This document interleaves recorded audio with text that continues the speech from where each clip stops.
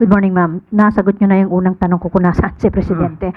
Follow up na lang po, mayroon ba kaming dapat ipag-alala sa lagay ng kalusugan ngayon ng Pangulo?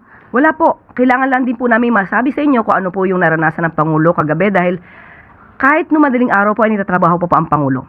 Malamang po ang naranasan niya ay sobrang pagod sa pagtatrabaho. Pero dahil sinabi naman po ng doktor na naayos siya at maganda naman ang kanyang kalusugan, siya po ay nasa Malacanang at muli magtatrabaho maya-maya lamang po. Clarification lang po, na-ospital po ba si Presidente kagabi o dyan lang siya sa bahay nila pinuntahan ng doktor?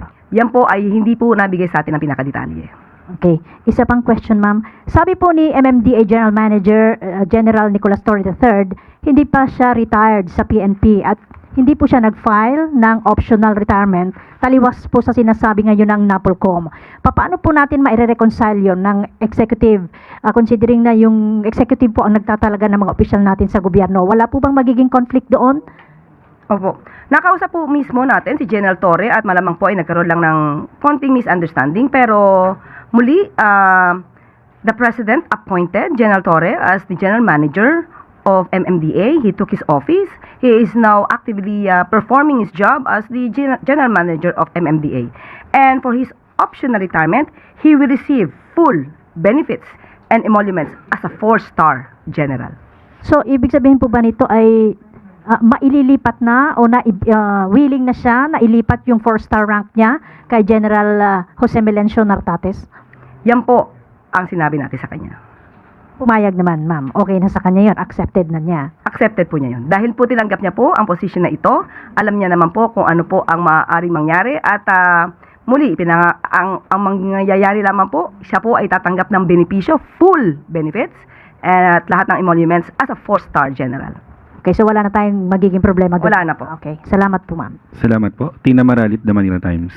Hi ma'am, follow up lang po dun sa tanong. Sinabi po kasi ni General Torre na plano niyang makausap si Presidente at ang NAPOLCOM regarding sa issue, pero nabanggit niyo nga po na nakausap niyo pa personal, so hindi na po mangyayari ang pinaplanong meeting? Hindi na po, naayos na po kasi kung mayroon mang misunderstanding na nagkapaliwanagan na po.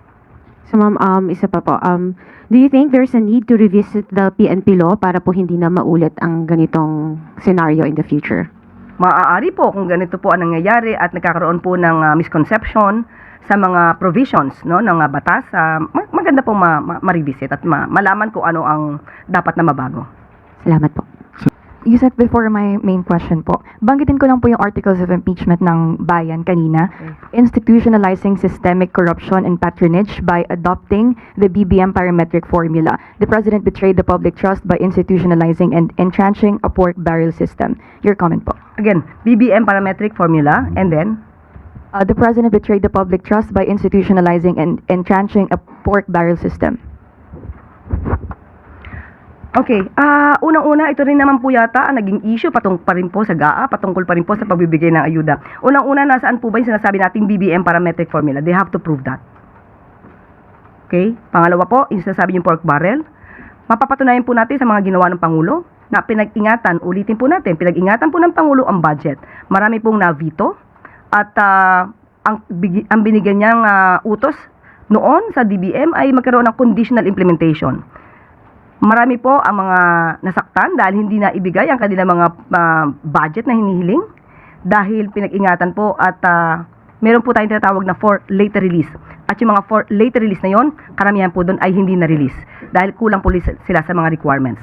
So, kung ganito lamang po ang kanilang mga magiging akusasyon, muli, malakas po ang loob ng ating Pangulo na wala po siyang nalabag na anumang batas at hindi po siya gumawa ng anumang impeachable offense. Magandang umaga po, Yusek. Ma'am, before I proceed to my original question, just to follow up on the President's health, may we know what particular discomfort did the President experience last night? Hindi po sa atin na nabanggit kung ano ang particular na discomfort na kanyang naranasan. But ang importante po rito at dapat natin maipaalam sa ating mga kababayan na siya po ngayon ay muling nagtatrabaho at nasa Malacanang. Siya po ay nasa maayos na kalagayan at mamayang hapon po ay magkakaroon pa po siya ng 2 pribadong meeting. Okay, so does it mean that makikita rin siya ng public in the next few days or should we expect the President to take it easy and stay in Malacanang for a while? Sa ngayon po ay may pribado mga meetings po, so makikipag-ugnayan na po siya sa ibang mga opisyal. At tingnan po natin kung bukas po, dahil meron po siyang event, kung ma-advise siya ng doktor na okay naman po siya, malamang po ay makikita rin agad natin ang Pangulo.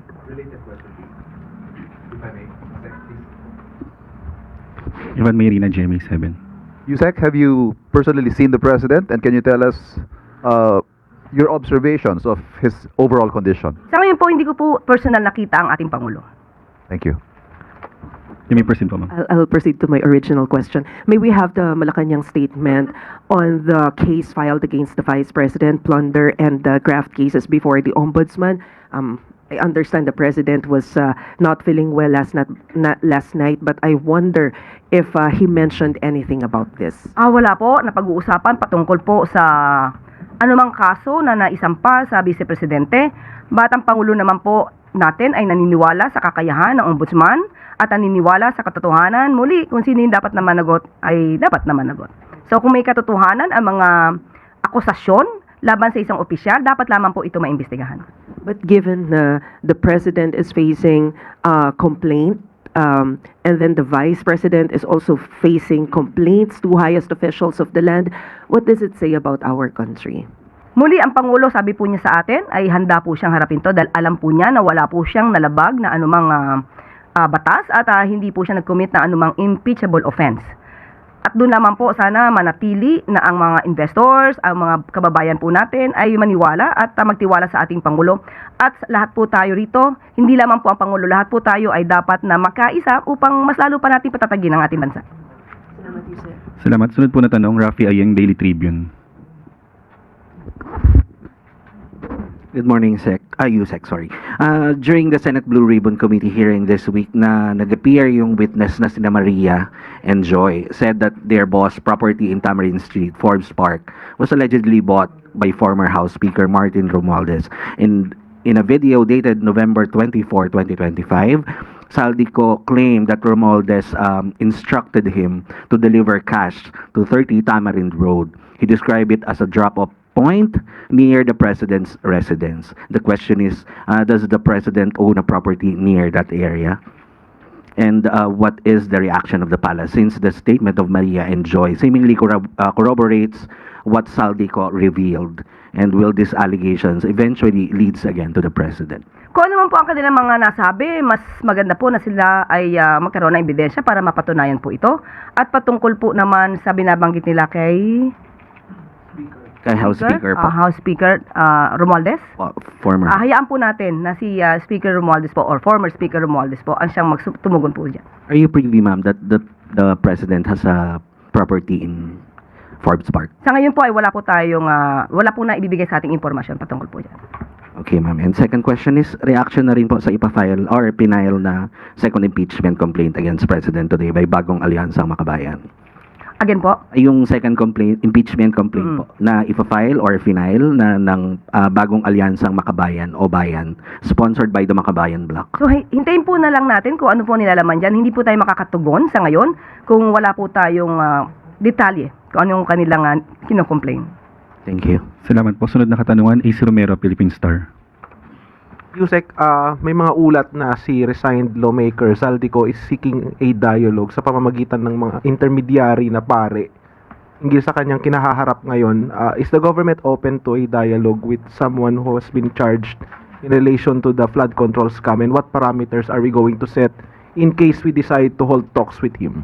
Sa ating pagkakarinig, siya po ay nais makipag-ugnayan sa Ombudsman. At ang sabi naman din po, even before ng Ombudsman, na ang lahat ng proteksyon na kailangan niya ay ibibigay. At kung ito po ay makakatulong para malaman natin ang katotohanan, ang gobyerno po, ang pamahalaan ay open po para malaman kung ano ang kanyang sasabihin. Pero ano po yung mga limits o parameters na sa tingin ninyo ay dapat in place kapag natuloy man yung usapang ganun? Nasa kamay na po yan ng Ombudsman kung sila po ay magkikita. Depende na po yan na basta po ang naislaman ng Pangulo ay lumabas ng katotohanan. At kung sino man ang maaaring responsable sa mga maanumalyang flood control projects ay sila maimbestigahan at managot. Pero on the part of the administration, kasi yung ombudsman is hiwalay po sa bureaucracy natin, no? So sa part ng government, sa admin, open ba kayo sa similar na discussions with former representative ko? Wala pa po naman siyang binibigyan na suggestion na siya makikipag-usap sa Pangulo o sa administrasyon. Sunod po na tanong, Clay Pardilla, PDV4. Good afternoon po, Yusek. TomTom Traffic Index report says that the Philippines is the most congested in Asia. How optimistic is the government that investments will continue to flow into the country despite having flood control issues and political noise as well? Una po, nagbigay na rin po ng pahayag at aking babasahin kung ano po ang pahayag ni MMDA Chair Don Arte sa nasabing issue. At particular po sa ASEAN. As far as ASEAN is concerned, may mga preparations na including EDSA rehabilitation from MOA to Orense. May mga inilatag din na traffic measures sa venue and nearby areas. With the addition of General Torre as the new General Manager of the MMDA, he comes with a new perspective na ngayon ay inaaral. We will simulate and soon implement. So, makakaasa po kayo, ito naman po ay tinutugunan at hindi naman to tinutulugan ng pamahalaan. Nagkakataon lamang po talaga siguro, may mga pagkakataon na may issue about traffic. Pero ito po ay tinutugan naman po ng ahensya. Chloe Hofana, Business World. Yusek, last Tuesday nag-meeting po si Presidente and Governor Remolona. May we ask for further details? Ano po yung napag-usapan nila? Okay. Ito po yung mga highlights sa meeting. Patuloy na nanatiling mababa at kontrolado ang antas ng headline inflation at inflation para sa pinakamababang 30% ng income household sa bansa. Nananatiling kontrolado ng pamahalaan ang mga posibleng panganib sa inflation outlook at inaasahang pasok pa rin sa itinakdang target na antas nito sa taong 2026 at 2027. Ang produksyon ay naapektuhan ng mahinang kumpiyansa ng merkado, ngunit inaasahan ang unti-unting pagbuti ng ekonomiya simula sa second quarter ng 2026 hanggang 2027. Gayunman, nananatiling mas mabigat ang mga hamon sa paglago, lalo na kung mas mabagal ang pagbabalik ng tiwala ng mga namumuhunan at consumer. Sa usapin ng pamilihang pinansyal, ang paghina ng piso ay dulot ng kakulangan sa balanse ng kalakalan at pananalapi. Hindi lamang ito nararanasan ng Pilipinas sapagkat maging ang ibang bansa sa Asia ay may katulad na kalagayan. Nakakaranas din ng paghina ng kanilang mga pera noong 2025. Ipinakikita rin nito ang pangkalahatang pag-igting ng US dollar at ang inaasahang pagkaantala sa pagbaba ng interest rates ng US Federal Reserve. So mas nakatuon po ang BSP sa pagpigil sa labis na paggalaw ng halaga ng piso kaysa sa pagtatakda ng tiyak na antas ng palitan. Yusek, last week, before yung back-to-back na record low peso level, sabi po ninyo na wala pang immediate need for the BSP to intervene. Do we still stand by that statement? Sa ngayon po, yan pa rin po ang napag-usapan at muli magre-report naman sila sa Pangulo kung kinakailangan na po talaga ng intervention. And last question po, ano po yung possible na trigger para mag-intervene ang BSP? Hihintayin po ba natin ang 60 peso per US dollar na exchange rate? Ayaw po sana. Ayaw po ng Pangulo na umabot po ito sa 60 pesos na palitan. So, abangan na lang po natin kung anong pumuli ang mapag-uusapan at kung anong gagawin po ng BSP patungkol po dito. Salamat po.